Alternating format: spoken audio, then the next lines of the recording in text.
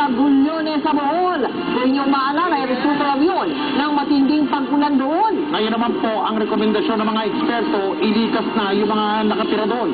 May panganib kasi na bumuka pa ang mga bitak at tuluyang gumuho ang mga bahay. Nakatutok si Cory Sison. Kabilang sa may 23 bahay na apektado ng land fissures o pagkabitak-bitak ng lupa sa Sierra Bullones sa Bohol, ang bahay ng mag-asawang Danilo at Jocelyn Liwa. Tinamaan ang kanilang sala at kusina. Ang bahay ni Serafina Huyad nasira-sira na rin dahil sa grabing bitak sa kanyang bubong, kisame at dingding. Nilisan na ni Serafina ang kanyang bahay noong isang linggo sa labis na takot. Payo ng Mines and Geosciences Bureau o MGB sa lokal na pamahalaan ng Bohol, palikasin na ang mga residente sa barangay Magsaysay sa Sierra Bullones. Delikado na raw kasi at baka tuluyan ng gumuho ang mga bahay anumang oras sa dami at laki ng mga bitak. May mga ilang pamilya na ang lumikas, no? Pero meron pa rin may mga karamihan pa rin ay nandoon sa area. Nanganganin na rin daw sa landslide ang may 5 iba pang karatig na barangay sa Sierra Bullones.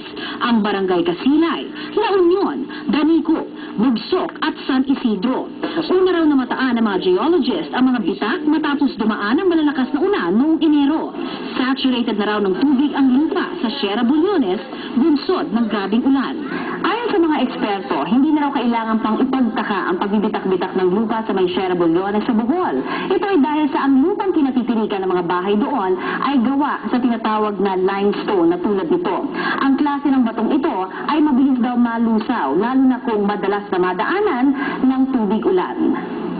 Si Dr. Carla Di Malanta, profesor sa UP National Institute of Geological Sciences, personal na nakapag-mapping noong taong 2000 sa area ng Sierra Bullones.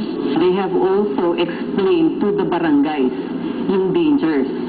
So, in the assessment that they have done, yung mga barangays na in critical areas, nasabihan sila kasi pinapapirma nila yung mga barangay chairman or the mayors that they have received a copy of the report and what the recommendations are in those reports. So, in some cases, they recommend relocation. Cory Sison, nakatutok 24 oras. Kaligtasan mo sa Alerto 24. Biglaang nag-inspeksyon ang mga otoridad.